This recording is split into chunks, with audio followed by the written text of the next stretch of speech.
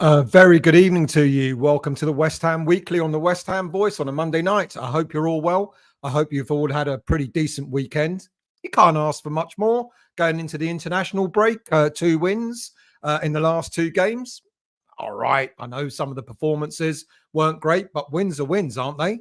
Going to talk a little bit about that later. I'm not going to go into the detail of each game because I've done reviews on each of them and you can find them on the channel after this show. But I am going to talk a little bit about, sort of like the general sort of feel of how we're playing our football at the moment. And of course, the ever continuous saga of David Moyes. Will he, won't he? When, if, why, how, etc. And I'm going to talk about that. And of course, the sighting of Will Still at the stadium. And does that have any significance to what's going on, or certainly what's happening with the rumours? Look, if you're new to the channel, please do hit the like button and the subscribe button and the bell notification to make you aware when the next show is on, and all that stuff. But first of all, I'm going to start off with a congratulations. Dear old John Ratomski, many of you will have heard of him. It's been a while since I've talked about Iron supporting food banks, but you've got to send out some congrats to ISF and to John Ratomski himself. On last Friday, Iron supporting food banks were finalists in the annual awards in East London, excuse me, which was hosted by Rotary Stratford. They received a highly commended acknowledgement in the Outstanding Initiative in Community Cohesion category. Try saying that when you're sober. And the same as they got that acknowledgement, the same as last year. But founder of the Iron Supporting Food Banks, John Ratomski, received the East London Community Hero of the Year Award for 2023. So well done, mate. Absolutely fantastic. ISF are also shortlisted for another award, which they won again last year. This time it's the Newham Chamber Business Awards for Civic and Community Engagement. Can't they make these titles shorter? Anyway, that takes place at Stratford Town Hall on the 23rd of November. So good luck with that one. Since they began Iron supporting food banks about 4 years ago, they've delivered over £1 million worth of new clothes for homeless groups in the Newham area in East London and Essex, and several £100,000 worth of food and seasonal chocolates to local food banks, and the backing of you lot, West Ham United fans, supporters supporting their local group, local community, and which is more than any other supporter groups in the country. That is absolutely fantastic and testament to the way that, when we talk about West Ham as a family, here's testament of it. West Ham United also recognised John. I didn't know this until I read this earlier. John also recognised Mr. Ratomski earlier this year with a One of Our Own award, and he got his own player shirt number, his own squad number, his squad number 95. So if you ever see number 95 coming on the pitch at any time, start worrying. In order to donate, you can always donate. John and his crew are always around the Aquatic Stadium as you're going in towards the main entrance of the London Stadium at every home game. Don't walk past him. Do stop off and put a few quid in. I know times are hard, etc., but especially at this time of year, every little helps. And well done. Really, really fantastic. Well done to him. Right, let's go on to some general news, shall we? Some a roundup of the news that's happening at the moment. I'm going to get this out of the way so I can focus the main part of the show about David Moyes and football and all that sort of stuff. So, first of all, the West Ham women's team were back in action. And boy, oh boy, did they get hammered at the weekend. 5-0 defeat in the Super League on Sunday afternoon. After only 3 minutes, Man United scored their first. Their second coming after 42 minutes, with the third coming in the first half stoppage time. And it was a much improved performance by West Ham, according to the story here, where we only conceded another 2. So, look, next game against Aston Villa at home on Sunday. If you've got, with the international break, no football, go and support the women's team. Now, the under-21s were in action. It was last Tuesday, so it's been almost a week since they were. hate this name. They were involved in the Bristol Street Motors Trophy. In other words, the old EFL trophy. And this is where the under-21s play full teams. You know, they don't play under-21s in this tournament. They play teams who are in the in other leagues. And they were playing Cheltenham Town, and they smashed them 4-0 away from home. Absolutely fantastic. After beating Liverpool in the Premier League 2 4-0 the week before, they were back in action again. The first goal came. Now this is 3 wins in 3 matches in this trophy, and the 4-0 win has made them win that group stage. Ollie Scholes opened the scoring with 23 minutes played before Divin Mbama struck just a minute later. Then the West Ham extended their 2-goal lead with a third in just 10 minutes. In just 10 first half minutes. Fantastic. And George Earthy's deflected shot put the game well beyond the hosts.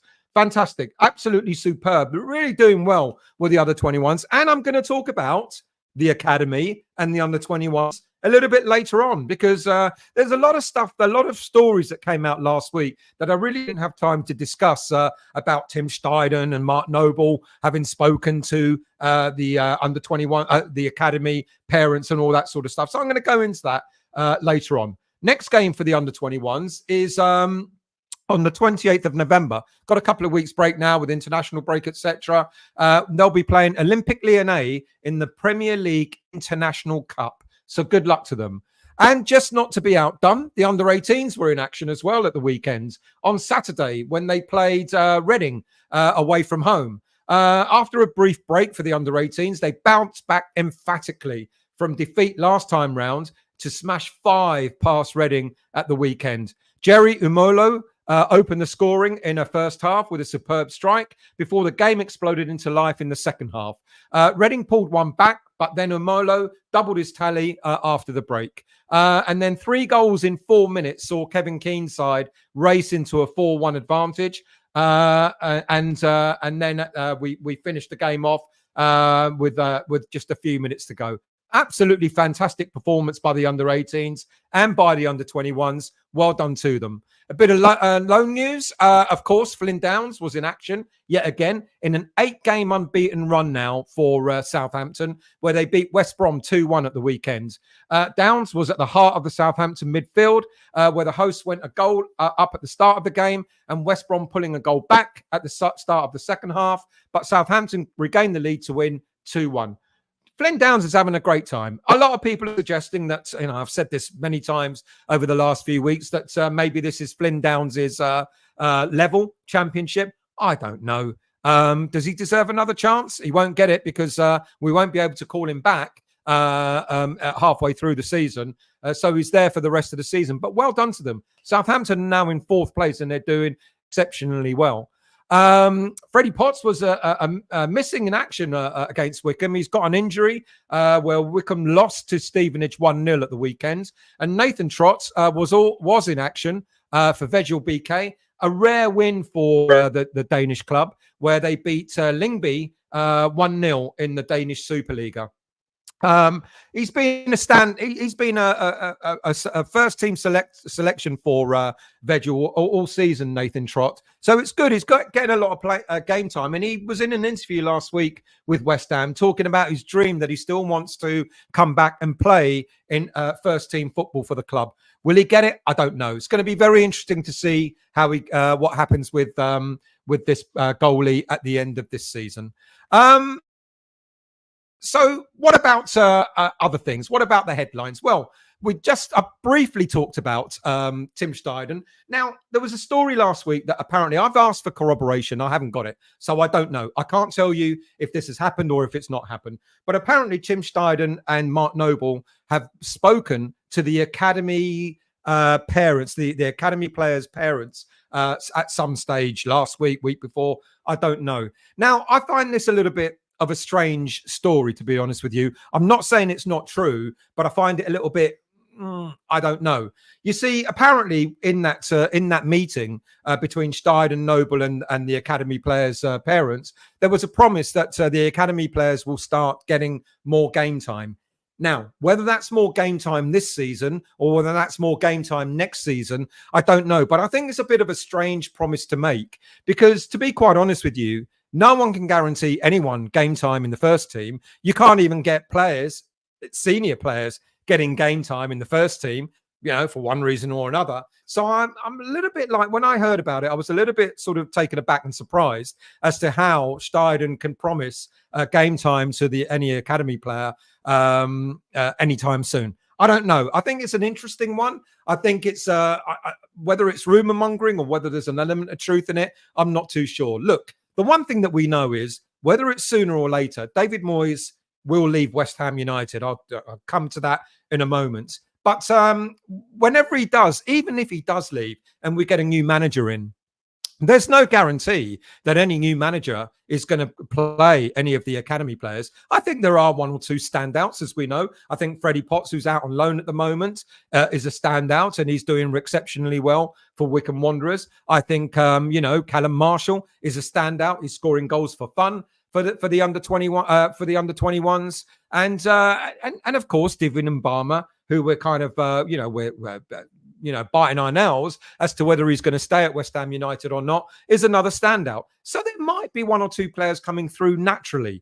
Would a conversation by Steidten and Noble be needed for all the academy players' parents? Because that means it puts them, it makes them think that something's going to happen. What if it doesn't? What if there's an academy player that's doing all right, but not, pulling up to trees or anything like that, and then they get this promise that their young man is going to play in the senior team? I don't know. I find it a bit odd. I find it a little bit of a strange thing to have happened.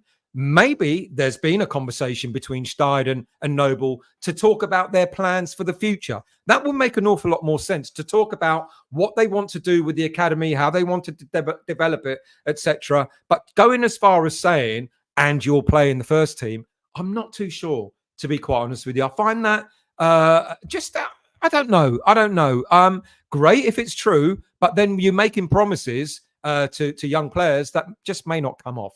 Now, another conversation apparently is being had is that Mbama is going to meet David Sullivan about his future. Now, as we heard, I thought, quite a shock to me, I thought that the offer of a new contract to David Mbama was only recent. It now seems to be that the offer of a new contract happened way back at the beginning in the summer.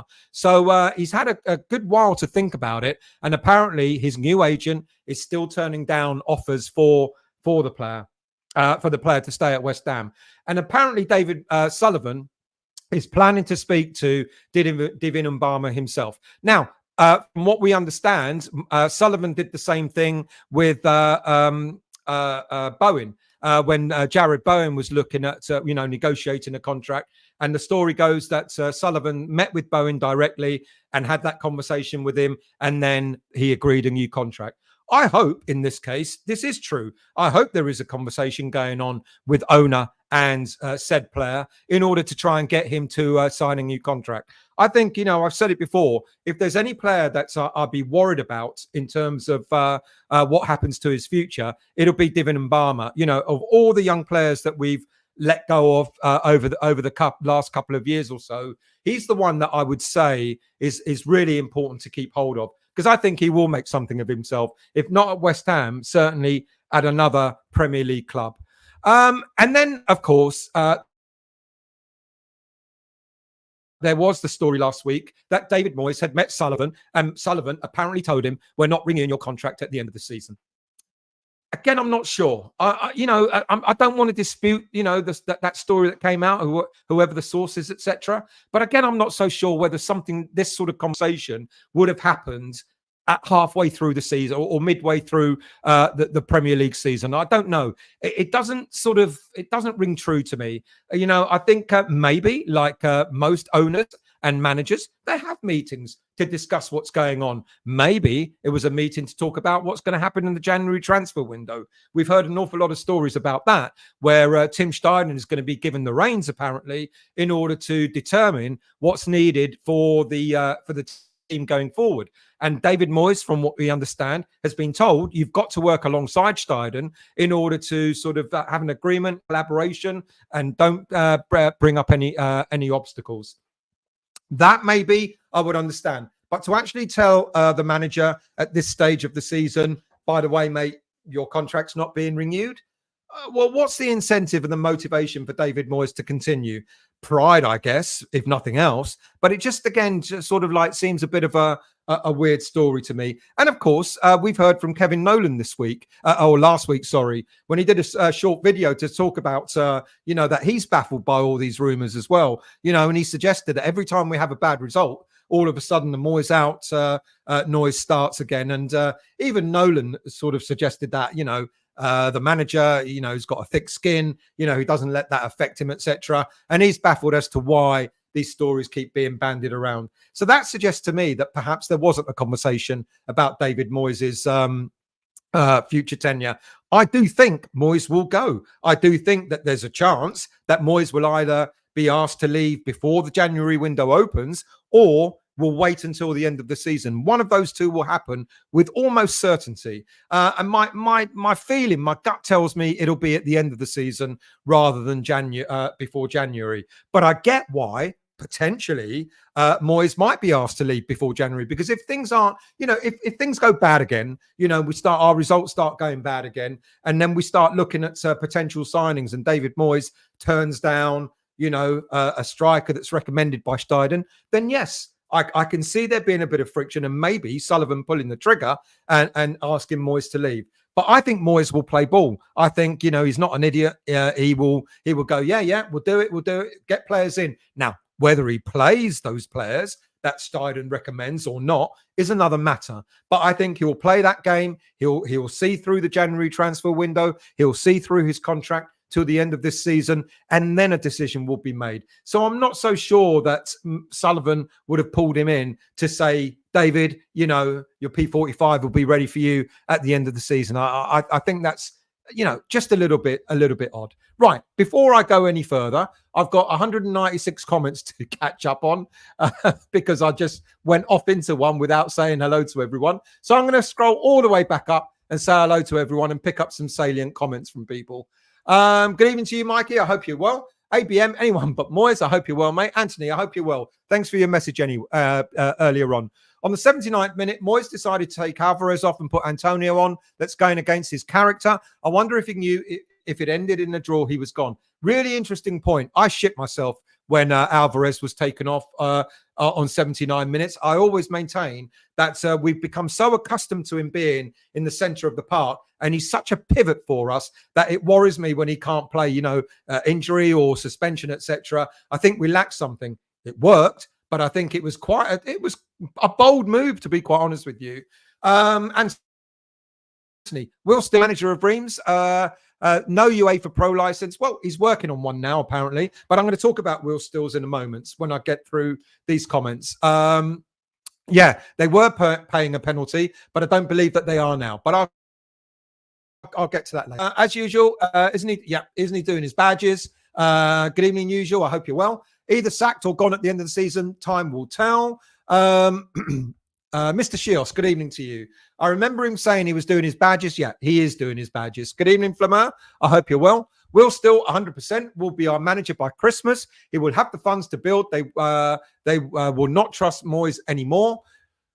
Interesting. I'm not so sure, but interesting. Mark, good evening to you. I'll be happy to have Will Still as our first team coach. He would work well with Steidten and also help to bring some of the youth players through. Well, it's interesting because if we're going to go with a different approach, and what we've been led to believe is we're no longer going to have that traditional manager, but we're looking at that model of having a technical director and a coach, then quite possibly Will Still will fit that bill. I'm not so sure he's ready, but we'll talk about it a little bit later on as well. It's not worth it. Good evening to you. Will Still, great prospect, not quite ready yet. Certainly not ready for West Ham job. Xabi Alonso for me. Try prizing Xabi Alonso from the Champions League next season, which is where he's taken by Leverkusen. But yeah, Alonso's doing exceptionally well in the German league. Paul, good evening to you. This is just diverting up away from what's really going on behind the scenes. Interesting. What's your thoughts? What do you think is going on behind the scenes. Debbie and Mark, good evening to you. You know what I just want to happen? Moyes to start Antonio. Antonio makes a run for ball and slips, takes Moyes out, and Moyes has to... Sorry, the cats are jumping around. And Moyes has to retire, then have our next manager be Boris Johnson. Well, if Cameron can make a return, anyone can make a return. But let's not get political. Anthony, Alonso will go to Real Madrid if he leaves Bayern. I kind of believe that would be true. Anthony, Debbie and Mark Wiltshire, that's not going to happen. Antonio's on the bench from now on, especially... You didn't get the irony, did you there, Anthony? But especially in the Premier League. Well, yeah, I think so. We're going to talk about the game, the games a little bit as well, and what was done. Tactically, any changes? Adam, I hope you're well, mate. Thank you for joining.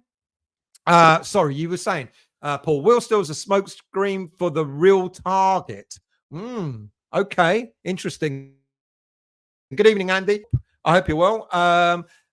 Thank you for joining, mate. Good evening to you, Ralph. How are you, mate? Would take a punt on Will Still if that's what Tim says. Well, it'd be an interesting punt. Interesting young man.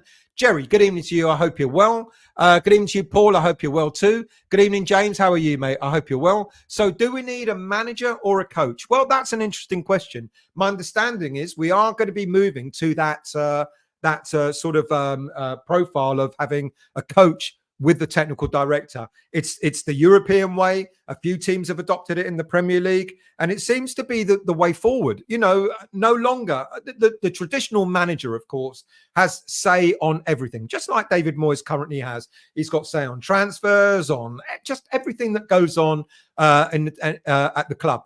Many say he also has say on the academy and so on, which you've got your coaches for the academy. You've got your coaches for the under-18s, under-21s. Should they have like more of a say as to who should be coming through rather than the manager of the senior team going, it's up to me, I'll decide? Maybe there's a better collaboration if you've got coaches of the senior team who work alongside the coaches of the under-18s and the under-21s, a better understanding. Maybe that kind of collaboration with the technical director as well, talking about, what do we need? Have we got it in the, and this is going back to the conversation that apparently has been had with Steidten and the academy players' parents, is maybe Steidten has said, look, we're going to do things differently in the future. We're looking at how we're going to manage the whole academy setup, and given an opportunity, a prospect for young players to come through with a coaching style approach. So if there's a coach rather than the manager in the senior team, that might lend itself to having a better collaboration with the under-21s, the under-18s coaches. Hammer it. So, yeah, I don't mind coach approach where you've got more of a collaborative sort of approach for what happens at the club. Hammer it, good evening to you. I hope you're well. Good evening, Kalispera to you, Keith. I hope you're well, mate. Thank you for joining. Good evening, Jovi. I hope you're well, mate. Thank you for joining. James, I'm not reading anything in Will Still being at the game on Sunday. Neither am I. Sharky, I hope you're well. Thank you for joining. Good evening to you, Juha. How are you, mate? I hope you're well. Thank you for joining as well. Let's get some people in. Come on.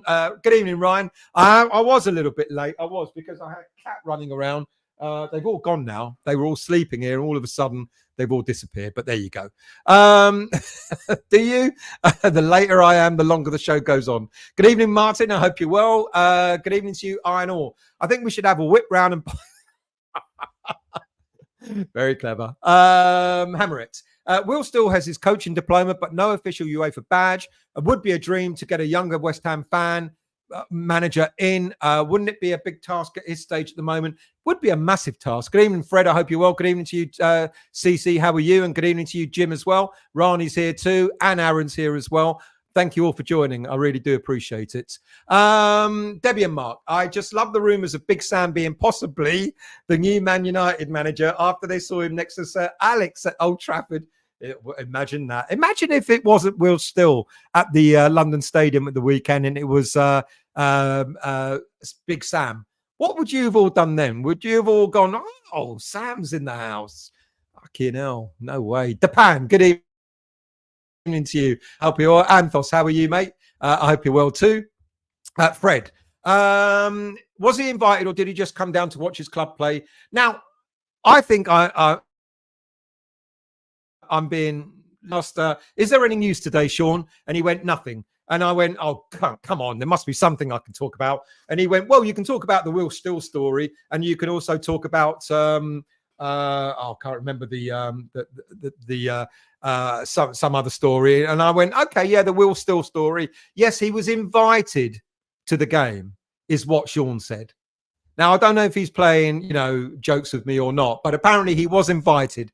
Read into that what you want. I'll get back to that in a minute. Jovi, what's Will Still's recent record? Is it still very good? It is very good. And I'll tell you what, why don't I go into that bit now? But everyone's talking about that. So why don't I get in on what should we do? There you go.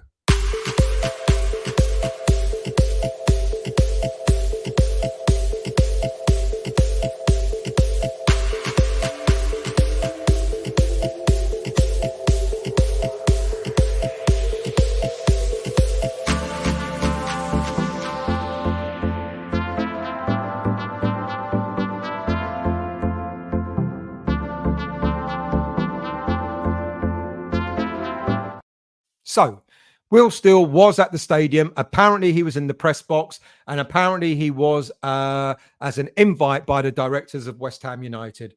And as we've been saying, do we read too much into that? I really don't know. Let's look. It could be that West Ham are beginning to go through the list of coaches that Tim Steidten has drawn up. Apparently, he has I use that word quite often, been asked to draw up a short list just in case David Moyes leaves sooner rather than later. Is Will still on that list? I don't know. Let's not forget, it is the international break. Reims played their last game on Saturday against PSG, which they lost at home 3-0. And given that Will Still is a big fan of West Ham United, should it really come as any surprise that he was at the stadium to watch his beloved West Ham United? But is he a serious contender for the manager's role at West Ham? I don't know. A bit about him. Belgium born.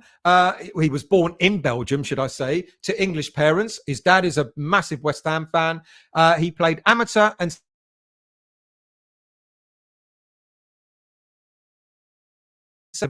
his love of playing Football Manager and Championship Manager video games convinced him that his future lay in managing football teams. He's 31 years of age. He's already held a number of posts in football, starting with Preston North End, where he was an under-14 academy manager back in 2011. That must have been when he was something like 19 or 20 years old or something like that. He then went on to become a video analyst and then a scout at several clubs, primarily in Belgium.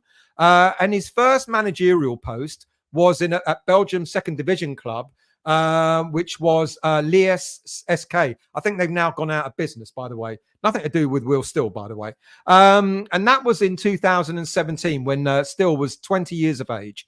His next managerial role was at another Belgian club, Beerschot VA, where he oversaw 15 games in 2021.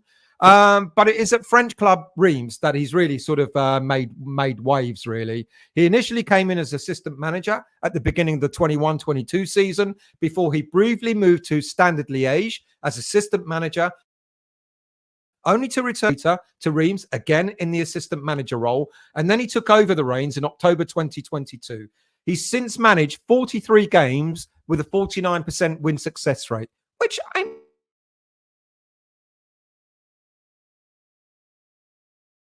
bad, I guess. Now, people were talking about Will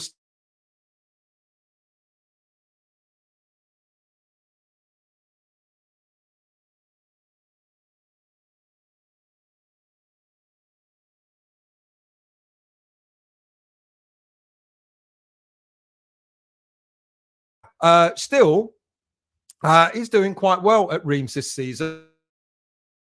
After 12 games, Reims are lying fifth in the table, 4 points clear of Rennes. And if they maintain their stance, they'll qualify for Europe next season. Still is contracted to Reims till the summer of 2025. So he's got just under 2 years left of his contract. Now, I doubt very much it will cost very much a lot of money to get Still out of that contract. But it is the question that people have been asking: is he ready for Premier League management? Look, let's be really honest. It's a fairy story, isn't it?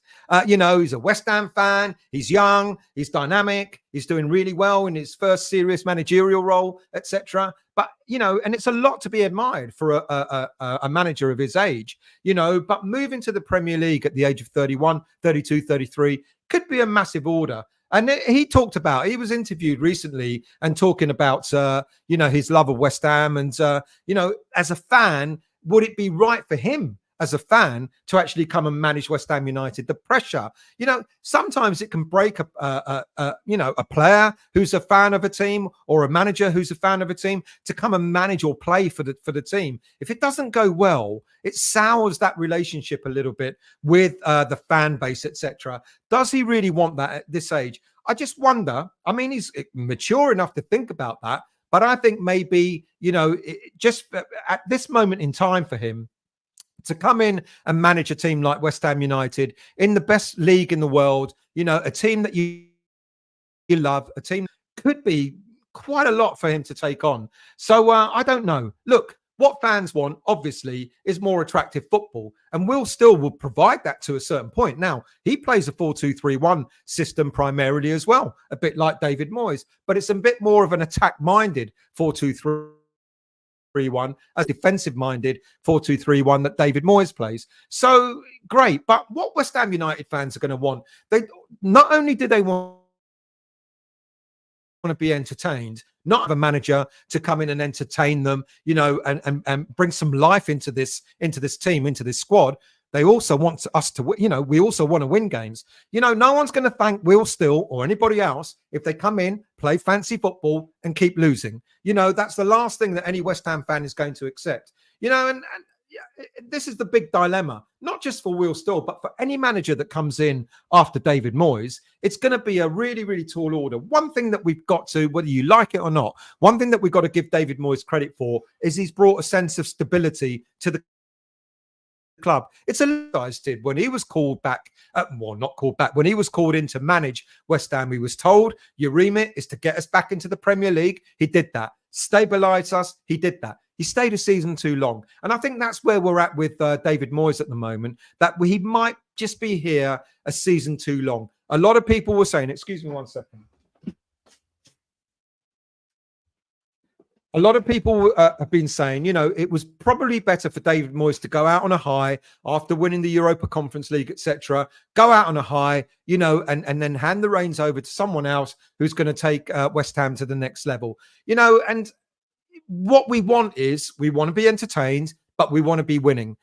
Will Still coming in to do that role could be really sort of stressful for a young manager like him. And I just think that quite possibly it might be a few years, maybe 5, maybe even 10 years too early for him. Maybe what he needs to do is continue cutting his cloth at the French club in the French league. Maybe then, if he decides to want to come into English management, come in and manage a championship team or something like that.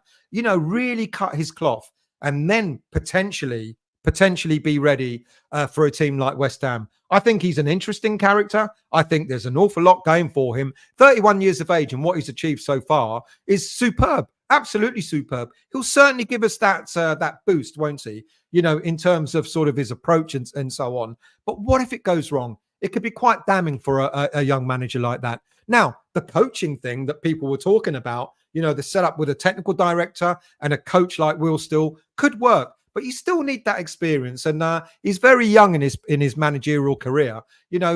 Yes, okay, he's been sort of in and out managing. As assistant manager, he's been an analyst and stuff like that. He's been a scout for a while. But Reims is his first serious job. If he does well with Reims, let's see what happens next season. And maybe allow him to go through his contract till the end of 2025 to see how far he can take Reims. And then maybe if he's continuing to do well, then maybe we should be knocking on the door. It's not that I don't want him. I just don't think it's potentially the right time for him. Let's scroll down. Yes, I am having internet issues. My apologies. So I've opened the door so I can get so that the receiver's not blocked in any way. So my apologies for that. Will still seems a perfect fit for me. See how he's doing at Reims. Brilliantly young intelligator, very likable. John, good evening to you. Stelios, we needed the result. Who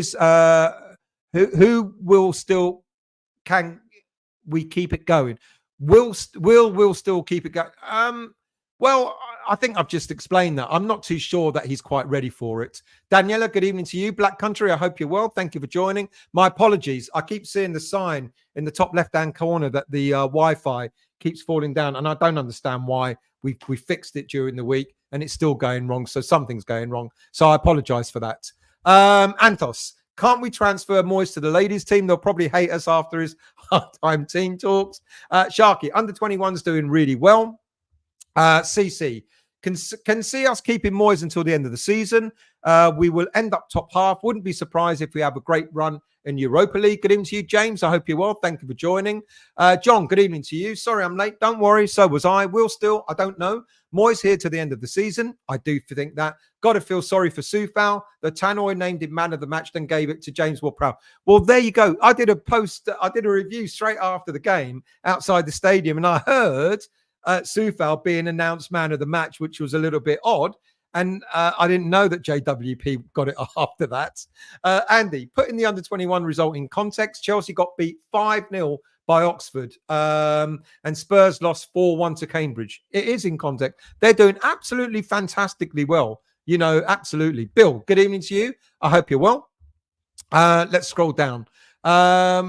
Montana, how are you? I hope you're well. I'm not sure about Will Still, but if he is proactive, the Moyes, I'm fine with it.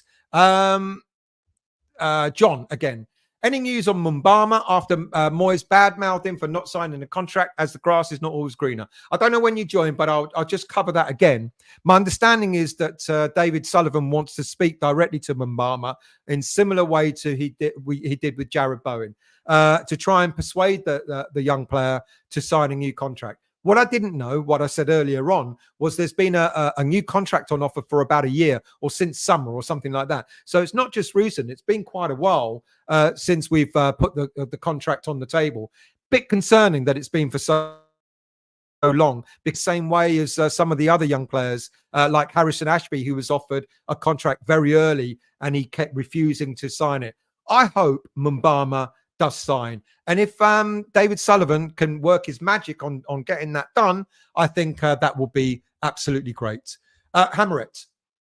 Trott is like 20, yeah, he's 24, 25, could have missed his chance. Well, the thing with goalies is that, you know, they do flourish later in their careers. So I think he's got a potential chance, but he's going to have to prove himself and come back. Next, look, Fabianski, last year of his contract, there's just no way he's going to be offered yet another year.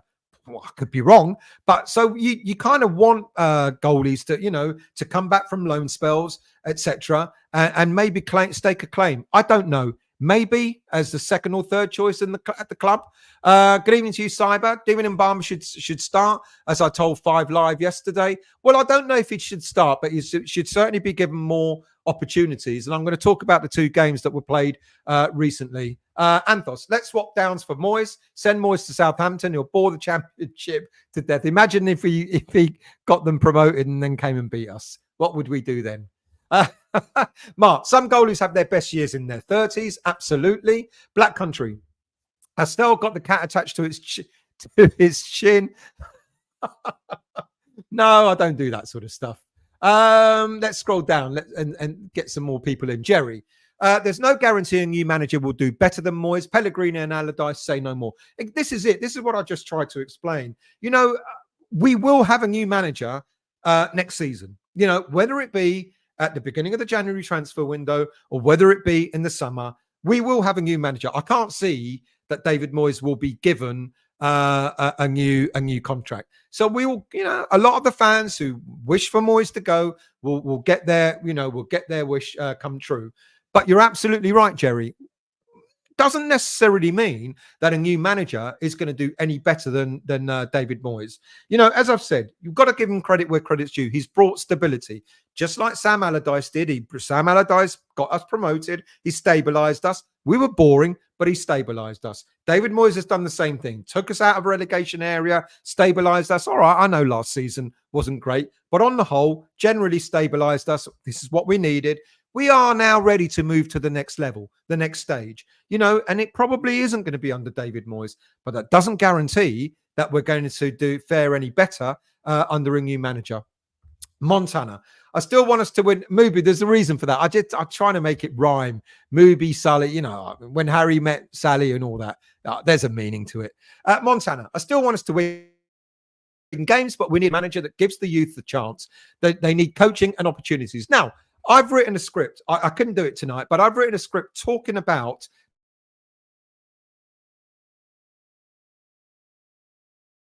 the January transfer window and the youth development.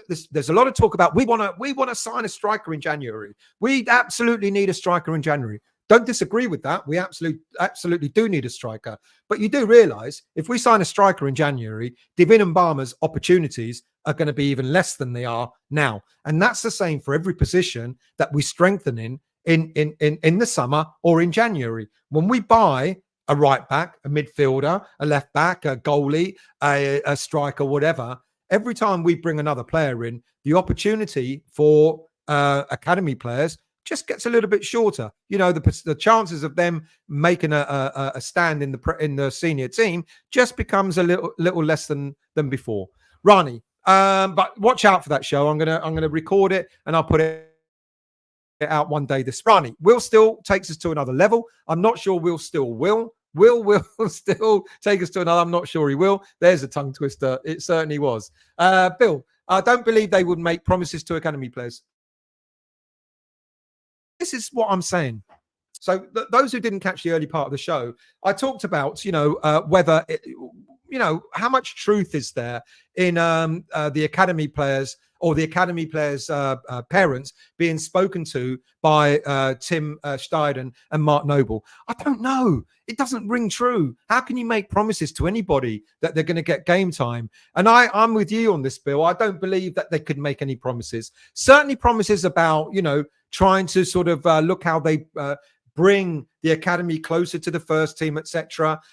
Maybe under a new sort of regime, a coach rather than manager. So there's a consensus between coaches as to the development of players and so on. But to promise them game time, I'm not so sure. John Reestel and the grey beard, he is looking to get OAP prices in the pub for his rum. If only, mate. If only. The price of rum these days, I'm like having to drink the cheap stuff. Joe, we need a striker more than a new manager. Well, what I just said, we need a new striker. Don't disagree with that. But we've got David Moyes that everyone's screaming out for. Give him game time. Give him game time. So if we go out and buy a new striker, what about David Moyes? Anthos, the best promise we can make to all these players is to Moyes to leave. Dan, good evening to you. Did Jeff Hurst not do the Remembrance Memorial pre-game because the club wouldn't pay him? I really don't know. That's interesting. I'll try and find out, but I really don't know. Good evening to you, Steve. I hope you're well. Hammerett, I'll still back Moyes until he leaves in the summer. He has been making a few changes recently and they've been positive, so here's hoping this continues till the end. Vinay, good evening to you. Will still has the will to win and we won't stay still. Goodness, I wish I hadn't bothered now. Still, I know, I'm sorry, I don't know what is going on. Hopefully it's leveled out now and I hope you can hear me and see me properly. Fred, Scars, Mumbama, Earthy and top scorer Marshall should be tied down sooner rather than later. Well, interestingly, a lot of these players have been. Most of these players have been given long contracts. So they are here for a good couple of years. But we want to get to them. We don't want to wait to the last year of their contract before we start negotiating new ones. So you're absolutely right. But most of those players have been given extended contracts already. Adam the Architect, good evening to you.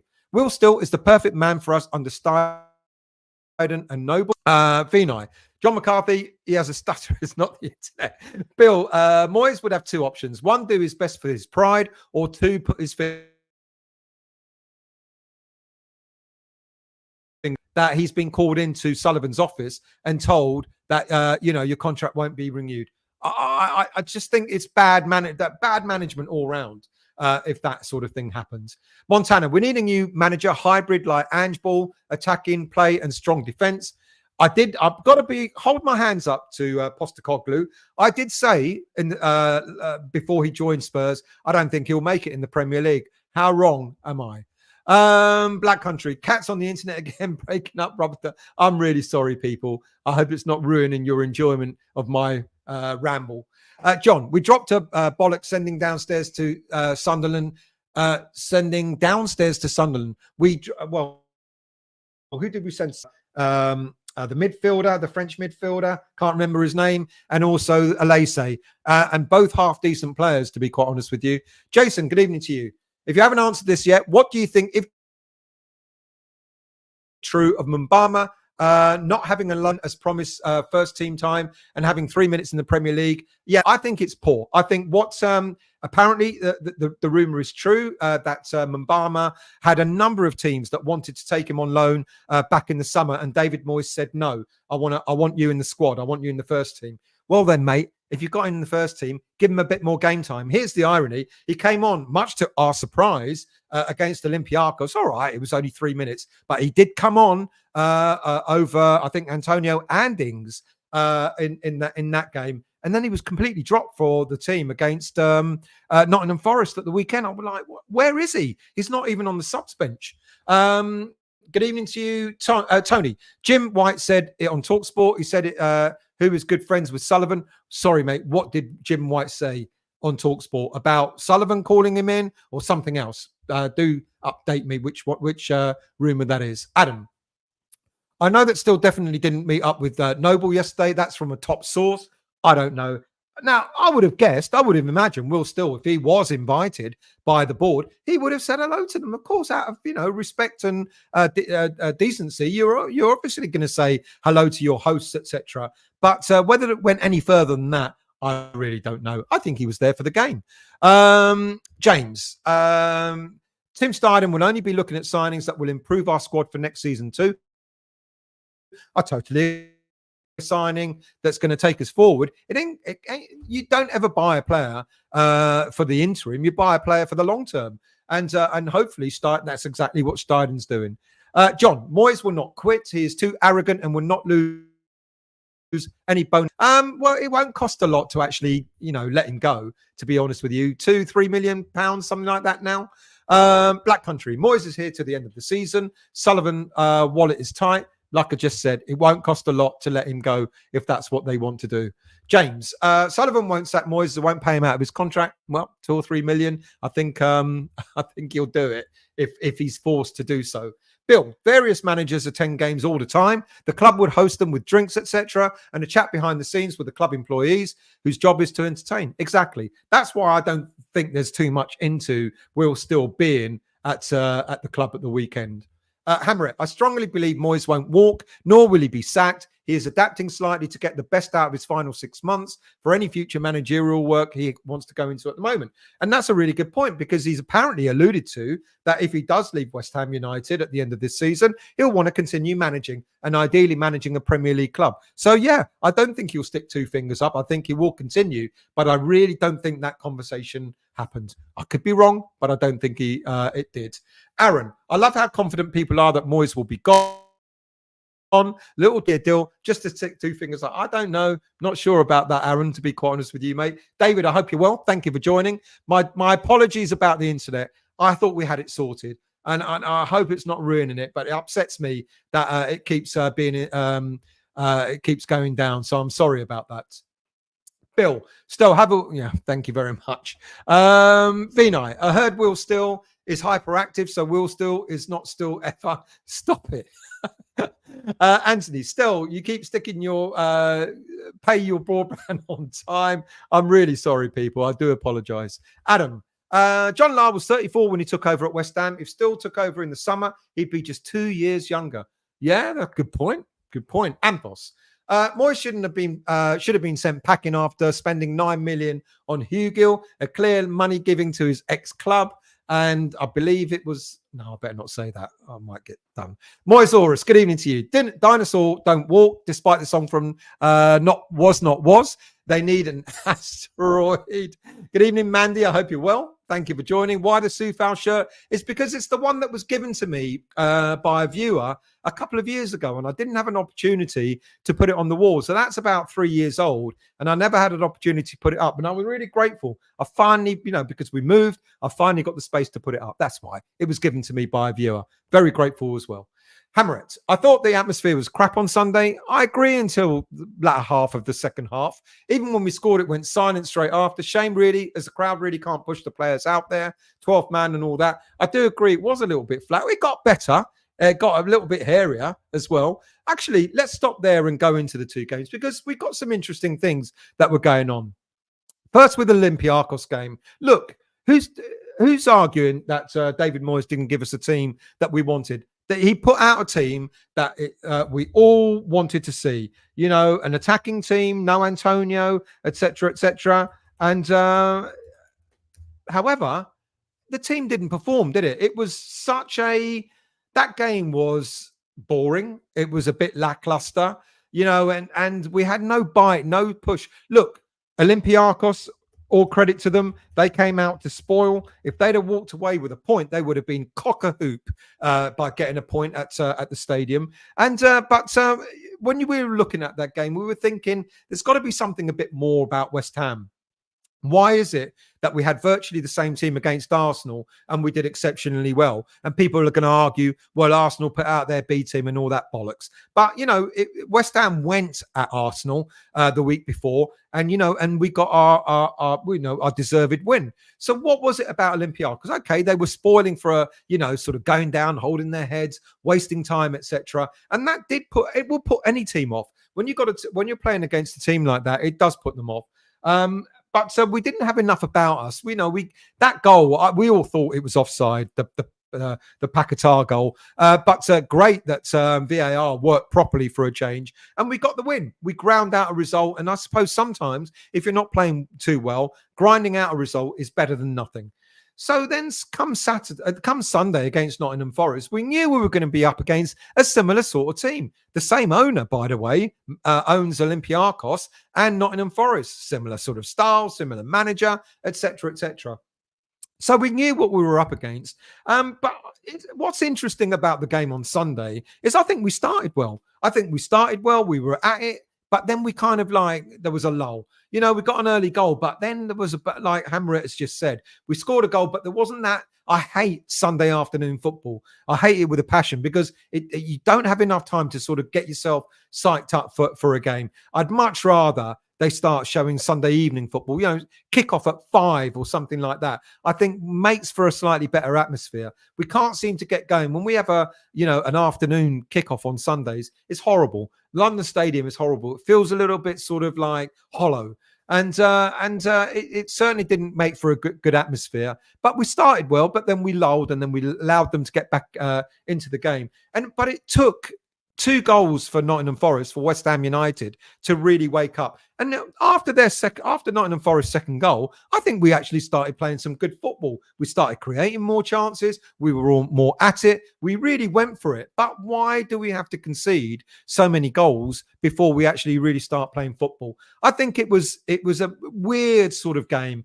Started well, big lull. Going down 2-1 and then starting to play again. And I think in the end, we got a deserved win. We ground out a pretty decent result. There were a few players who Zuma coming back. Every time Zuma comes back from injury, it takes him a while, doesn't it? It takes him 2 or 3 games to really get back up to match fitness. And I'm actually surprised that Mavropanos was dropped. I really thought that if Zuma was going to come back in, then I thought that potentially a Gerd would have been dropped for to allow Zuma to come in. But I guess for balance, left-footed a Gerd, right-footed Zuma. I think Mavropanos was a bit hard done by. I think he's been a bit shaky in some games, but I think he's getting accustomed to it, playing more regularly, getting accustomed to it. And I think he's been all right. But Zuma was back in, which was kind of a bit of a surprise. That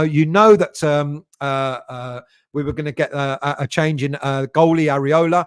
And what I think was good is that David Moyes didn't pick Antonio. not against Antonio, but I just think the balance was right. Look, there's been a lot of comments saying about we need a new striker. A lot of people are suggesting they don't think Bowen is the answer. I don't know. I think Bowen runs his socks off. He doesn't have the same sort of build and presence as an Antonio, but been acclimatized to seeing Antonio up front. We almost can't accept that we've actually got a different type of striker playing the front line. I think Bowen has done superb. I think he's a pretty decent player. Look at that jump for the second goal. One of the smallest players in the team, and yet a fantastic leap to get us back into the game. I think Bowen did exceptionally well, to be quite honest with you. I think they did a job on Kudus. I think Olympiacos did the same on Thursday night, and I think Nottingham Forest did the same, where the minute Kudus got the ball, there was 2 or 3 players around him, shutting him down, trying not to give him much space. So I think that was quite interesting. Kudus, not that he was quiet, but he was subdued a little bit because he was always having players on top of him. Paquetá, both games. I mean, you watch Lucas Paquetá and you go, I know he's a great player, but how many times is he going to give the ball away? And then he comes up with the winning goal or something sublime, or like the first goal that he scored against Nottingham Forest on, a speculator, good shot, really decent shot from 20 odd yards out, and as frustrating as he is, he can do something brilliant and win you a game. And but we kind of accept that. I'm really, really surprised that David Moyes accepts Paquetá for all the times that he gives the ball away, his theatrics going down and all that stuff. We laugh sometimes with Paquetá because you just think to yourself, mate, come on, you were hardly touched. So why are you going down and rolling around? If you took that out of his game and if you took the bad passes out of his game, he'd be an absolutely superb player, but he wins you games. I think Souček, much maligned over the past couple of seasons. I think he's coming back to his best. He's not the most flamboyant player. He's not the most skillful player, but he's a spoiler. And he's been getting back into doing that kind of role for West Ham United. And he deserved his goal. He deserved the winner on Sunday, and it was a brave diving header, and he deserved it. I think he played, well. He's not got the skill of Kudus. He's not got the skill and grace of Paquetá, but he does a job for West Ham United, a very different job. James Ward-Prowse, I mean, how's he still not made the England team? In terms of the number of assists, he lost his way a little bit, didn't he, over the past few games? Not getting good crosses in, not getting good corners in, and then he makes 2 goals for us in the game against Forest and the game against Olympiacos. Beautiful dink to Paquetá for him to score. So players have gone through a lull. We had a really, really terrible October. No one can deny it. Pretty awful. But all of a sudden, players are beginning to pick up. David Moyes, I think as Hammerett might have alluded to, David Moyes has started to tinker, make a few changes, which I think is for the best. He has dropped Antonio. Antonio even admitted, didn't he, on his effing podcast, I rather wish he did the talking on the pitch rather than on the podcast. He admitted in the podcast that there may have been a call from Ben Rama in the game against Brentford when Ben Rama called for the ball and he got his way. There may have been, but in all fairness, he still wouldn't have. He would have ignored it, even if he heard the call. Arrogance, dropping Antonio. He's been a great servant for us. He's been fantastic for us. But dropping him, I think, is a good thing. I think we play more fluidly when we're not relying on that long ball to Antonio to run up. And he was brought on with 15, 20 minutes to go. In the right way. We kept saying Antonio is very good as an impact sub. He'll go at teams. He'll have that energy. He'll have that energy for 20 odd minutes to go at teams. Great. He's got a use. He's got a purpose. It doesn't mean that he has to start. I dare say he will start a few games again in this season. But I would like to hope that we're going to start seeing more of Bowen, more of Kudus, Paquetá where he is, etc. So because those players, once they get really acclimatized to the way each other plays, their movement, etc., I think is going to bode well for West Ham. We're beginning to score more goals again. We are, though, conceding a hell of a lot of goals.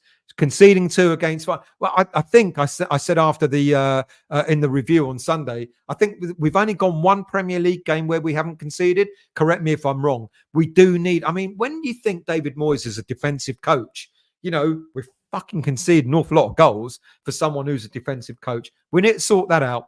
Zuma, the first goal, I wasn't sure. I kind of praised him, but then I saw the rerun of the game afterwards. The player left him standing. Zuma was nowhere to be seen for their first goal. He was way behind, couldn't keep up. And this is the problem with Zuma. Like I said, it takes him a while to get back acclimatized into first team football after an injury.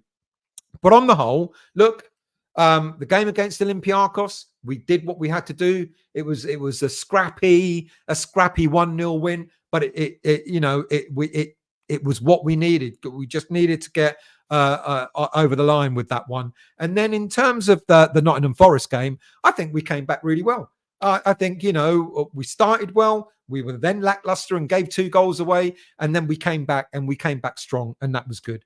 So, I'm pleased. I don't know how I got into that thread, but there you go. I'm going to go back to Will Still in a minute. Let's see. Anthos, some of the dross that we paid for, Kerbishley, Grant, Big Fat Sam and Moyes. See? Yeah. Do I remember many people complaining about Kerbishley? I don't think I do remember. Grant, definitely. Big Fat Sam, definitely. And Moyes, without a doubt. Hammerett. Bowen, when he signed, he spoke of the exciting project. I think Scarfi is the next manager in the wings and will keep Mbama under the promise of a new manager who will give him minutes. Yeah, that's the other thing. This is what I talked about a couple of times before.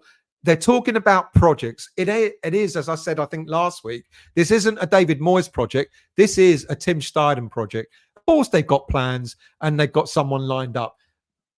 Steidten is putting a list together of managers. I think he probably already knows, as you've just alluded to, who his next manager is going to be. Let's scroll down. I'm here. How long ago was that? That was half an hour ago. So I hope it's better. I know. I'm so sorry. I'm so sorry. That was half an hour ago. So I hope it's better now.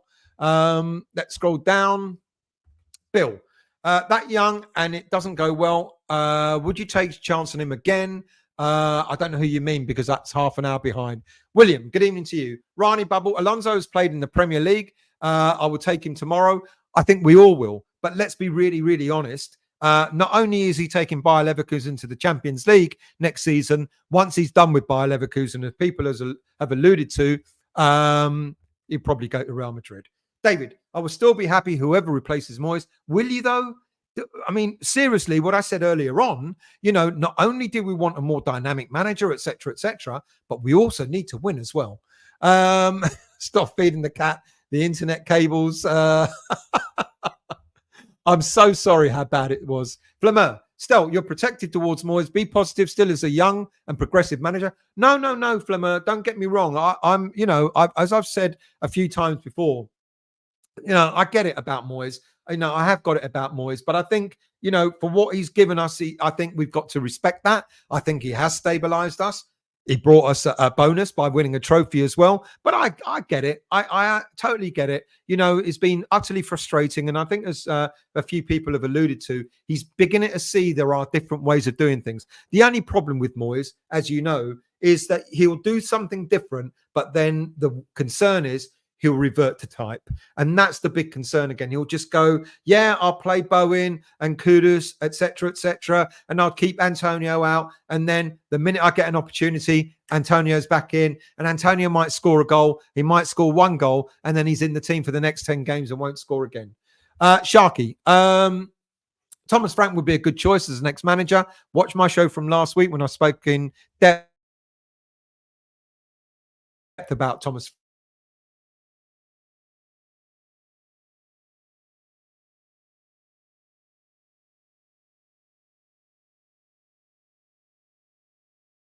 Oh, yeah. I'm really sorry, people, that the internet keeps going down. Andrew, I'm still holding out. I hope we can persuade Alonso to come, pay him the money. I have a good feeling about him. I don't think he will come to us. I think he will go, stay with Bayer Leverkusen with regards to the Champions League and then see what happens. Richard, could we buy him and then put him out on loan? Who? David Granger. Moyes will still be looking for a striker with Premier League experience. Well, I don't think it's going to be down to him, to be quite honest with you. Larry, I hope Michael Carrick is on Tim's list. A lot of talk about Michael Carrick. I haven't looked to see where Middlesbrough are. I know earlier on in the season they were languishing at the bottom of the Championship. So someone do tell me how they're doing now. I'm really sorry about the internet. I really am. I don't know what's going on with it. Daniela, football, not an entertainment. It's a sport, a competition that can be entertaining depending on the way you view. I wish the happy clappy fans, as now call them, would understand this. Huge. Good evening to you. Still has no big club or Premier League experience. Also, he has no footballing experience. He'll be managing top internationals with many years' experience. He wants to be able to attract the top players. Good point. That is a good point. And that's why I kind of asked, is he really ready for Premier League management? Alan, 1-0 against Forest, and we didn't kick on and try to get the second goal. We always have to go behind before the shackles come off. I agree, and it is frustrating. Andrew, Alonso has done his apprenticeship at Leverkusen, going great guns in the Bundesliga and Champions League, could easily walk into West Ham, hit the ground running, which is what we need. I agree. I don't disagree, but I'm not so sure that Alonso, at this stage of his career, is going to want to give up Champions League football to come and manage West Ham. I could be wrong. Maybe the lure of Premier League football is greater than I think. But when it comes to managing in the Champions League or managing a mid-table-ish football team in the Premier League, peanuts. I like to see how Wilfred Nancy, the manager from MLS, will do in one of the top leagues. Seems everything he touches turns to gold. Good evening, Pete. How's your knee? I hear you're walking already. So well done to you, mate. I hope you're well and not in any pain. Larry, Stell, do you reckon Michael Carrick is on Tim's list? I'd still be more up for that than Will Still at the moment, with a more dynamic coaching structure that you were talking about. I don't know. I think we wish it. I think we wish someone like Carrick to be on Tim Steidten'S list, but I don't know. Someone tell me how he's doing, because I genuinely don't know. I know at the beginning of the season, the first few games that were languishing. If he's improved that, I know he did exceptionally well last season. Almost got them to the playoffs. Or did he get them to the playoffs? But they didn't quite make it. But he's an interesting one. But again, does he have enough experience? Maybe cutting your teeth in the Championship gives you that some modicum of experience. James, when Soufal was being taken apart by Forest winger, why didn't Moyes do anything to change it? Because perhaps he thought that, the alternative on the bench would have been no better, maybe. Dean, still, the idea that we should be careful of what we wish for is a non sequitur. There are no real logic at this unknown outcome. I get that, Dean. And it's not a question of what we wish for. What I'm saying is, what I said earlier on, is what we want at West Ham. As fans, we've gone through the threshold of stabilisation. We're a stable team now, and we're happy with that. And we're a team that should be aspiring to achieve more. And I get that too, and I don't disagree with that as well.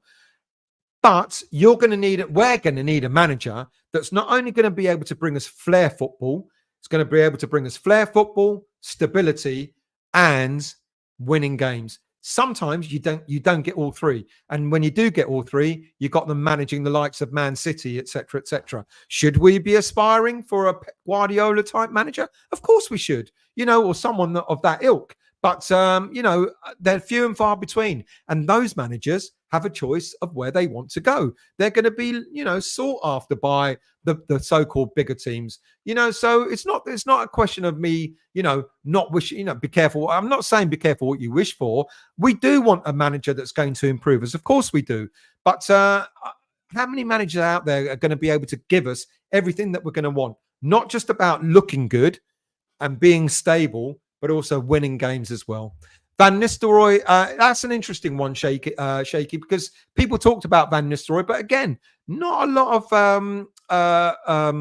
of experience in the managerial field, but yeah, decent shout. Good evening to you, Clive. I hope you're well. Thank you for joining. All you've done is see me keep going, the bloody Wi-Fi is going down. So my apologies for that. John, we've signed strikers and they've all gone and don't want to play for us. And yeah, and I because we all know this, they've not been used correctly, and this is another big concern. If Tim Steidten suggests a particular striker in January and Moyes says no, or Moyes says yeah, okay, and then doesn't play him or plays him in a position that he's not accustomed to, what then?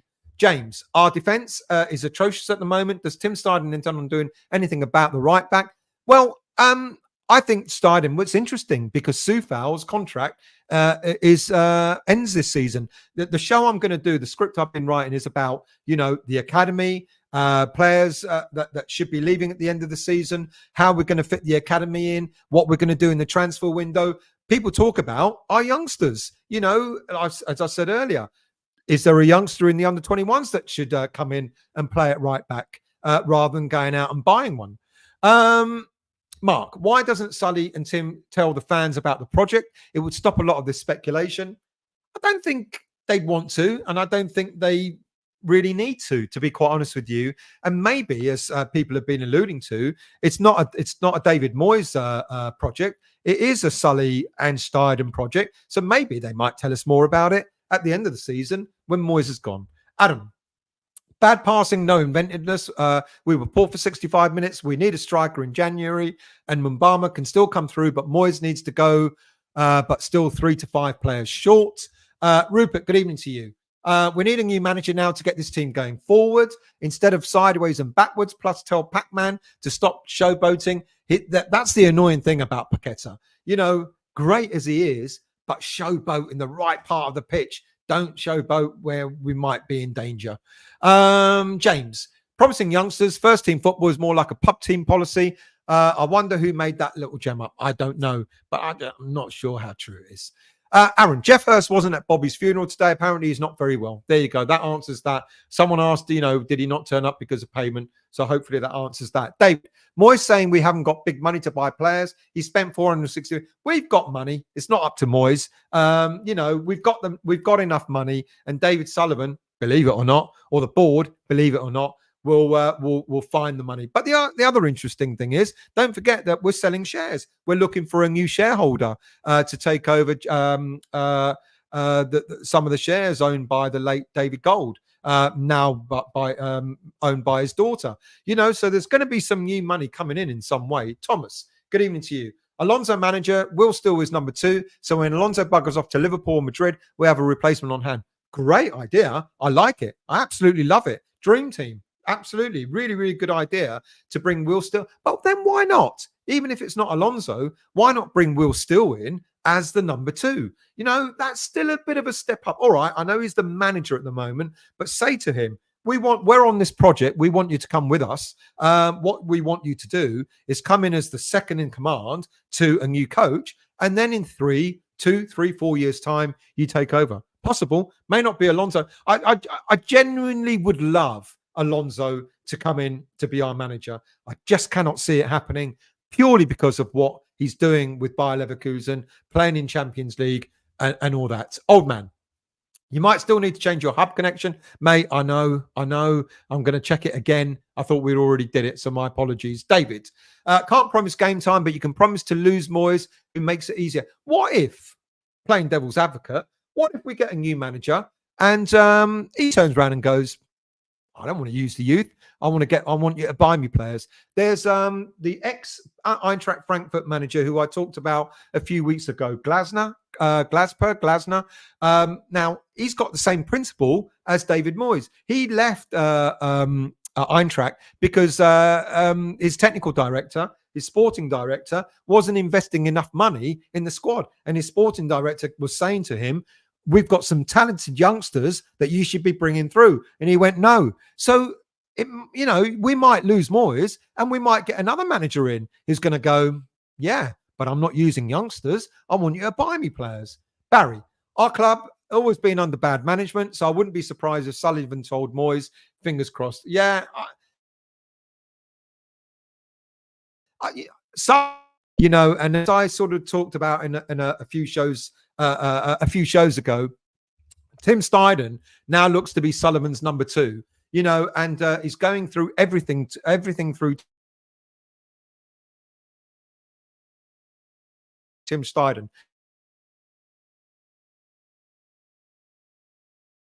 And there goes my Wi-Fi again. Let's keep going on. Anthony, what would the Moyes out brigade do if Moyes wins the Europa League and we enter the Champions League and Sullivan gives him a new contract?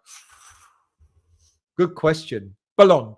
Still, did the senior source pay towards the Crystal Palace main stand redevelopment as the settlement for the catastrophic damage caused by your mate Sean last?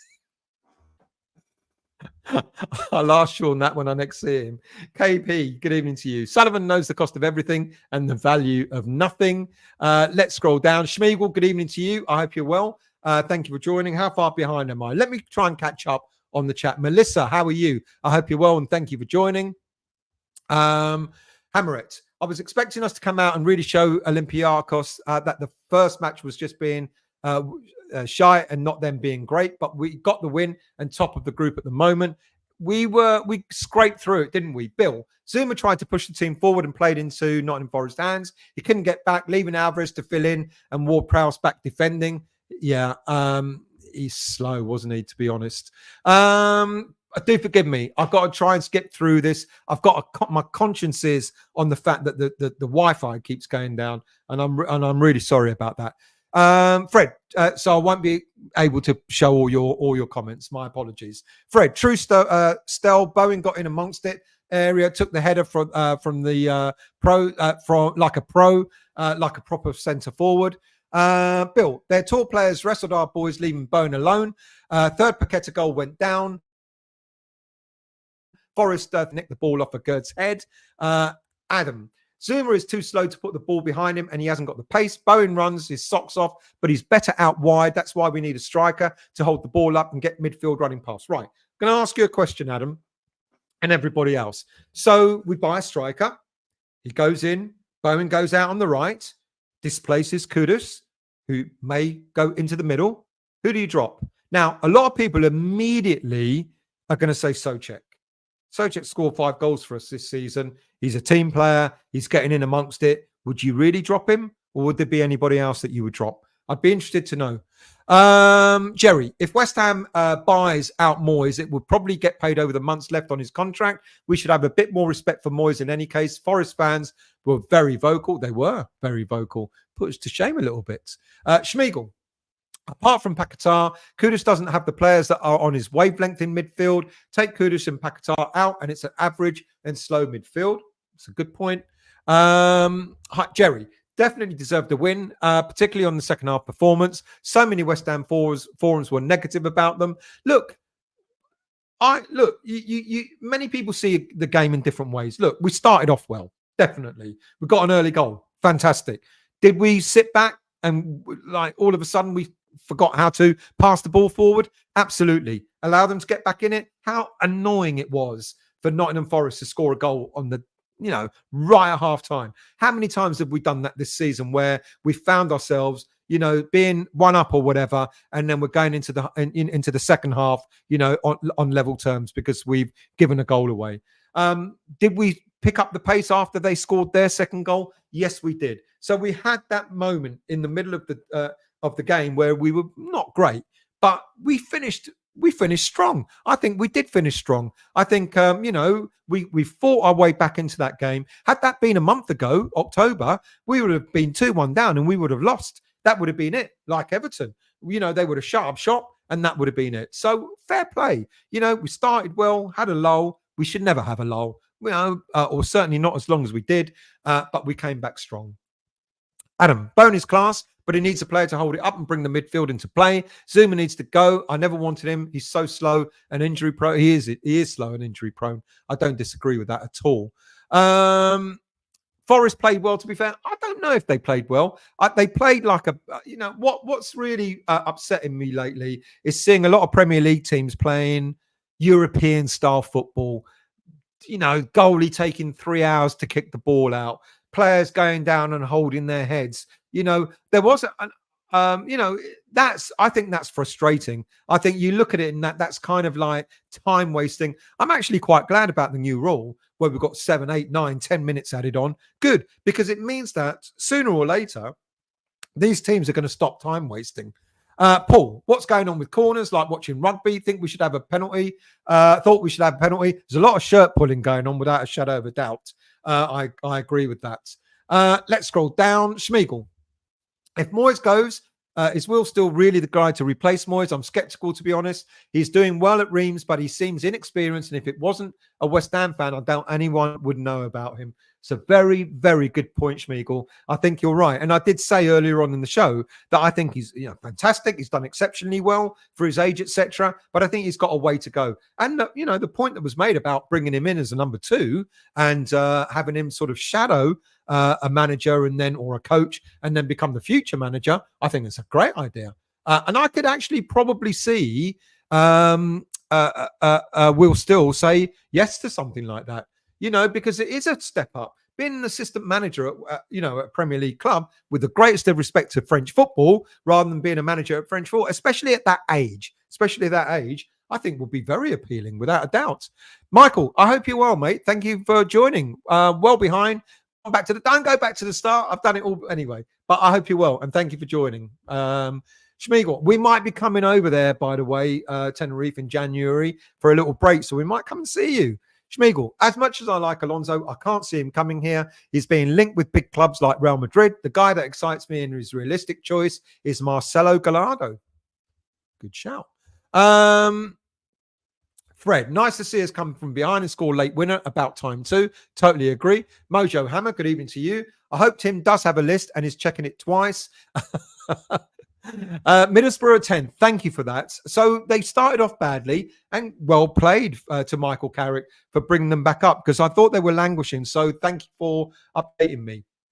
Interesting. Daniela, why too early for Carrick? Give him at least 5 years where he is. I don't know. He's having done a couple of seasons in the Championship. I don't know. James, the problem is we attack with only the 3 front players. Midfield sit back when the opposition get the players back. We have no choice but to go backwards and sides. A really good point, James. Really good point. I agree with you. It's almost as if no one else is allowed. I think I talked about James Ward-Prowse. He played slightly more forward on Sunday than he has been doing over the past few weeks. But I think you're right. I think the front 3 players go forward and everyone is told to sit back, which is really, really frustrating. James Ward-Prowse got a little bit more forward at the weekend against Nottingham Forest, and it showed. It actually worked for us. John, do people forget what Carrick did to West Ham when he went to the Rags? I don't know. Did he leave a bad taste in people's mouths? I don't know. Let's scroll down. Pete Gatz, what's wrong with Thilo Kehrer? Isn't he Germany's right back? He is. He's been in and out of the German team lately. But Kehrer, I don't know. It's interesting. I think I like Kehrer. I think he had a few mistakes in him last season. But then you tell me a player that didn't put in 1 or 2 errors last season. Old man, I like Kehrer. Old man, I really I lost what Kehrer has to do to get a run out as a central defensive backup. Yeah, a lot of people have mentioned. I think you might have mentioned that in the last show as well. I want to see him at right back, or I don't think he's going to be played as centre back, but as a central defensive midfielder, it's a good call. I guess when next time when Alvarez has his 5 yellow card suspension, who knows? Maybe we might see that. Schmiegel, the striker I would love to sign Jimenez. He looks great and doesn't have a huge buyout clause as well. Would he be in the mould of Antonio at the moment? West Ham odds on next manager, Graham Potter. Xabi Alonso, yeah, but as we said, I don't think it will happen. Will Still, Michael Carrick, Paulo Fonseca, 10-1. In all, Will Still said he would be happy with number 2. There you go. That could be the way forward, people. Will Still could be offered the number 2 role under an experienced manager. Okay, here's devil's advocate. Would you accept David Moyes to be given an extended contract of, say, 2 years if Will Still became his number 2? Answers on a postcard. Seriously, if David Moyes was told, here's our project, David. As an experienced manager, we'd like you to stay on for 2 more years on the proviso that you accept Will to be your assistant manager, not another coach. He'll be your assistant manager who will have input into team selections and stuff like that. And then he'll take over from you when your contract expires in 2 years' time. Would you accept that? Ryan, I'm quite proud of myself for thinking of that just now. Ryan, hey, Stelly Savalas. I bought my missus a little puppy, pug puppy last week. Despite the bulging eyes, rolls of fat, and generally being ugly as sin, the dog seems. Good evening, Ryan. Thanks for making me laugh. Graham, how about honest? Don't start all that shit like last time. Actually, is it?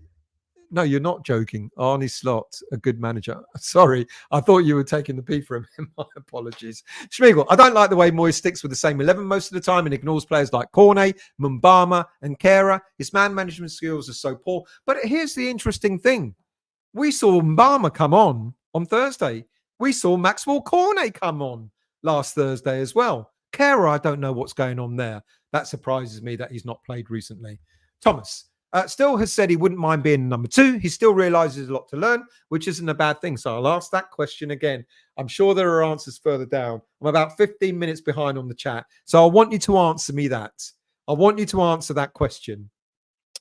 If Will Still was given the number 2 role at West Ham United, proper number 2, assistant manager with some decision making in place, would you accept David Moyes to guide him through 2 years more?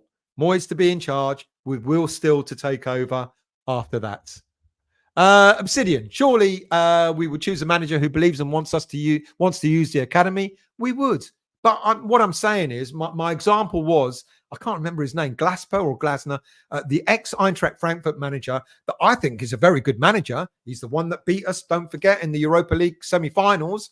Half decent manager, half respected, out of a job at the moment. And when I looked into his credentials, etc., and saw why he left Eintracht, one of the reasons is because he wasn't happy with his technical director or sporting director telling him, try to use the youth, mate. And he went, no way, go and buy me some players. We're not buying you players. You've got a very good bunch of youth players. I'm leaving.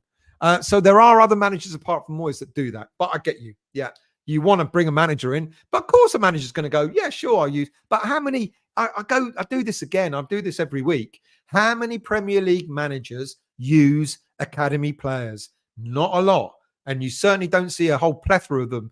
The last time we really saw that was something like our youth system, the season we got relegated, but also the Man United when they won the treble, etc. But that rarely happens, does it? Mojo, whoever comes in needs to have a similar upward management structure, including KPIs as Thomas Frank. He's judged in bringing on youth as well as results. Good shout. PCADs, Olympiacos are a solid club. I've seen lots of Premier League teams like Arsenal lose plenty of games to the Greeks. Good point. Mandy, does James Ward-Prowse drop James Ward-Prowse and play Souček with Alvarez and Paqueta just in front with Cornet left wing and Kudus or Bone on the right? Would you drop James Ward-Prowse, who's created 9 goals for us this season? Would you? We mustn't forget, Jerry, how well Emerson, he's grown on me. I wasn't sure when we first bought Emerson. I was like, I don't know. But he's a player that's really grown on me. I like him. I like him a lot. Old man, I play a 4-4-2 with Kudus and new striker up front. Okay. Mandy, James Ward-Prowse was decent, but we can play better with a left winger. Yeah. Okay. Good evening, Si. How are you, mate? I haven't seen you for a while. I hope you're well. Midfield was out-muscled for Forest's first goal. By the way, we're going to Liverpool. Message me. Let me know if you're going. And midfield was out-muscled for Forest's first goal. Yeah, it was. Sometimes, that's where you expect Alvarez to come into play. Hammer it. It's a tricky one. Alvarez defensively is great. Souček has the height and is a goal threat. And Ward-Prowse has the most assists this season. Exactly that. Who would you really, really drop? Jay Woods, good evening to you. Delighted for Ward-Prowse getting the assist. Patiently waiting for him to score his first free kick. We all are. Glenn, good evening to you. David Sullivan out. Andrew. Slow sideways and backwards football. Darren Brown would be proud. Hypnosis football that sends 62,000 fans into a coma. Ray, good evening to you. I have a feeling Bayer Leverkusen has 1 foot in the final at Dublin. Imagine meeting them in the final. Adam, if Moyes wins the Europa League and takes us into the Champions League, he deserves a new contract, but only 2 years and no more. 2 more years of moaning, Adam. 2 more years of people moaning. even though we might have won the Europa League. Only thing with Souček is his passing is so poor, and it pisses me off. I agree with that bit. Good evening, Lord Patrick. How are you? Sorry, I've missed it. I think I rolled back and listened while I vacuumed the house. Thank you for that, Graham. Moyes is still a long way off getting a finished team. Need a striker to replace Antonio. Now in defence, we have big issues with Zuma. Is our Greek god good enough? I think he is. I think he's a decent player. And now, like I said, I'm surprised he was dropped at the weekend. Aaron, good evening to you, mate. Would you take a punt on Dominic Solanke from Bournemouth? I think he would be good for us and suit the system. I'm not a fan.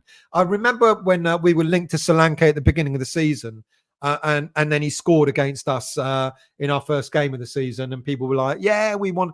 I don't know. You know, if we really are aspirational about our manager, we should also be aspirational about the type of striker we should get. And yes, I agree with you. I think it would kind of fit into the system that David Moyes plays. But don't we want, you know, a better level of striker? No disrespect to Solanke. I think he's decent. But will he take us to the next level? I don't know. Hamret. What I noticed most on Sunday was how static we are. God, yes. When we get the ball and we have 10 players sitting behind the ball, all of a sudden we don't know who to pass it to, apart from sideways and backwards. Wish we were more like Arsenal when they moved like a pack supporting each other. And this is the interesting thing. Every team that plays against us seems to have pace. You know, the only time we show any pace is when we're hitting on the counter-attack.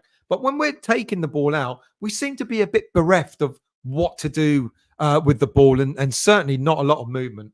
Fred, the fella who put them 2-1 up, done us a favour running around like he did, scored in the World Cup final, then taking his bra off and twirling it.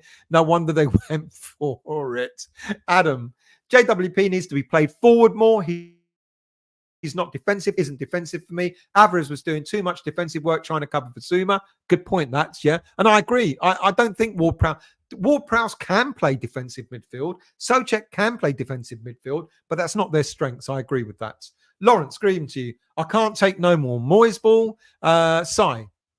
No, Moyes wouldn't listen to Will Still or anybody else. But if he was told this is what we're planning, would you accept Moyes to stay? Hammer it. Not for me, Still, unless Moyes does what Will suggests, youth formation, etc. Andrew, Will Still would walk after a month. Good evening, John. How are you? Hello, watching you from Trinidad, West Ham from... Mate, you're so welcome, John, and I'm very envious that you're watching all the way from there. But thank you for joining. Much appreciated. Bill, Heitinger has been forced upstairs to view the games as Warburton was. Has he? I didn't realise that. Or can he see the game better? Does he prefer to watch that game in order to make suggestions and comments? Don't know. Ian, Moyes has already stopped communicating with his new number 2, Mojo. Moyes is too stubborn to listen to anyone else's opinion. Absolutely not. That's nonsense. I guess you're not game for it. No more Moyes ball. I think I've got the answer loud and clear. Martin, personally, I don't think that type of number 2 role would work. E. Davis, 2 more years of Moyes and I'm watching Bars. More exciting. Mark, if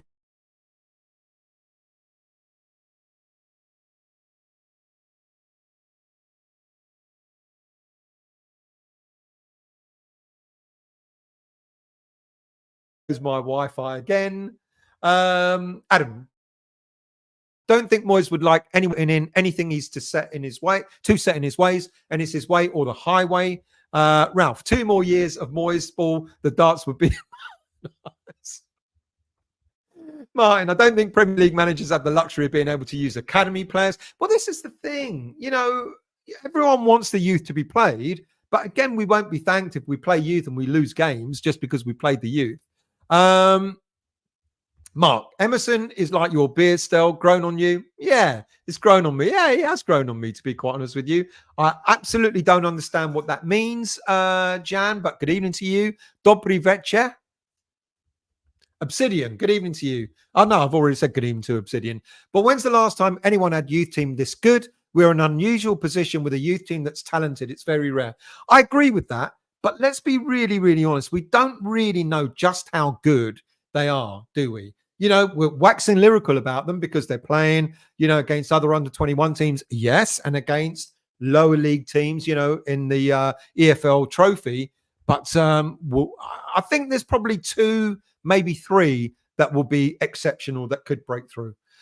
Clive, no to extending Moyes' contract. He ruins players, so he'd completely mess up Will Still. He will still be a stubborn bugger and will want Will out. How far have I got? I'm nearly catching up. Michael, will still have the still will to still have a will at the will still. There's a singer for you. Make a song out of that, Michael. Schmiegel, Steidten'S scarf is so big, I reckon if Moyes pisses him off, he would roll him up in the scarf and throw it in a skip. Andrew was impressed with Gibbs White on Sunday. Technically good and an athlete. Should be a player we're looking to bring in. Yeah, good shout. He was half decent. Hontip. When Alvarez is suspended, a Gerd would be the perfect replacement in his position. So we've got 2 there now. People are suggesting his name's gone. The German defender, and now we're also suggesting a Gerd. I don't know about a Gerd. He's got a few errors in him. Kehrer is the other one. I'd like to see Kehrer have a go in central defensive midfield. Schizo, I hope you're well, mate. Sorry I've missed the first half, an hour and a half. Is it worth my while rewinding? No. Of course it is. I'm joking. I hope you're well. I haven't seen you for a while, so thank you for joining. I hope you're well. Sam, I thought we were getting Hugo Etikite from... Well, that depends on how much you believe all the crap that's out there. And let's be honest, it's on its way back, people. The transfer window is looming, and we're going to hear of about 1,000,001 players that are going to be linked to us when there's probably no truth in any of the stories. What means good evening? That thing that Jan put up. That's it. Mavropanos is a number 9 in his day, but not anymore. Hi, Stel. I don't see many of our exported youth have made an impact. This is it. Ray, with the greatest of respect to the young players, people keep going on about, use the youth. I'm not against that at all. I'm not against that. But how many of our youth players that we've lost over the few years really made it? None have. Like I said the other week, I think Josh Cullen is the only youth player currently playing in the Premier League with a Burnley team that's struggling to stay in the league. But otherwise, no. James, I wonder if Paquetá is going to have a bet on how many times Stell's internet keeps going down. I'm so sorry, people. I really am. Despite Stell's shit internet, only 92 likes of nearly 200 watching. Hit that like button. Hit that bell notification. Hit the subscribe button as well. And I promise you, when I'm next on live, the internet would have been sorted out. I'm down to the bottom. So what have we said? What have we talked about tonight? Well, we talked about the under-21s and about the under-18s who are doing exceptionally well. We've talked about the lone players out there like Flynn Downs, who's doing exceptionally well as well. And then we talked quite a lot about the 3 stories that sort of came up last week that I didn't really have an opportunity to talk too much about. I'll remind you of those if I can get back to those. Give me a second. There was, of course, the news that... Tim Steidten had spoken to the academy players' parents, with promises of them playing more first-team football. Like I said earlier on, I don't really believe that, to be quite honest with you. Yes, absolutely. Talk to them about the vision. This is what we want to do with the youth system, etc. Build it up and so on and so forth. Absolutely. But promising first-team football, I'm not so sure. And then we talked about Sullivan wants to meet with Mubi. Only did that to rhyme with Mbama. If he does the same as he did with Jared Bowen, Sullivan, and persuaded Bowen to sign a contract, hopefully it will work with Mbama, and I fully endorse that. And then we talked a little bit about, when Moyes met Sully, in... And apparently Sullivan told Moyes that his contract wasn't going to be renewed at the end of the season. Tosh, you don't do that. Doesn't matter how badly run a football team is, you don't do that. And then we talked an awful lot about Will Still and would he be the right guy? I still don't think he is, to be quite honest with you. I think he's a great prospect, but coming in as a number 2, all right, I got the message. Definitely not under David Moyes for the next 2 years, but coming in as a number 2 to another manager, another coach, yeah, why not? Let's finish off with a few more comments. Great show. Thank you very much, Adam. Much appreciated. And I really am sorry about the internet connection. Hammerek, we can only hope if Paquetá gets a short ban. It is the start of next season. If it's a ban, it won't be short. if he gets done for that betting stuff. Andrew, Ollie Scarles and Callum Marshall look ready to make the step up, in my opinion. Only way to go is to find out and give them a chance, like Pellegrini did with Declan Rice. Ian, see Ashby's doing well on loan at Swansea. Yeah, I think Ashby will be another one that will make it. I think it's disappointing that Ashby is gone. Of all the players, you know, I've said it so many times, of all the players that have recently left, I was disappointed with Alese going. Ekwa is the midfielder who went to Sunderland. I was disappointed that he left as well. Let's see what happens with those two players. I was disappointed with Ashby going, but Ashby didn't want to stay. And I'll be extremely disappointed if we don't get Divin Mbama to sign a new contract.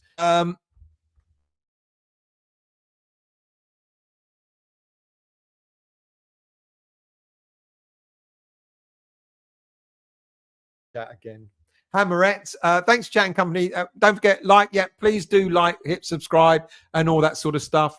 Jan, a lot of West Ham fans complain on Soucek's technical ability and make fun of him, but you can name 10 significantly better. I don't. I think he's a fantastic player, and I think I'm glad we've got him.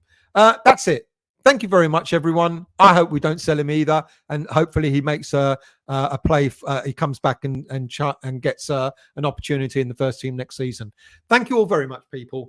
The internet has been an absolute nightmare, and I'm really, really sorry about that. I do really apologize profusely. I hope it hasn't ruined your enjoyment of the show.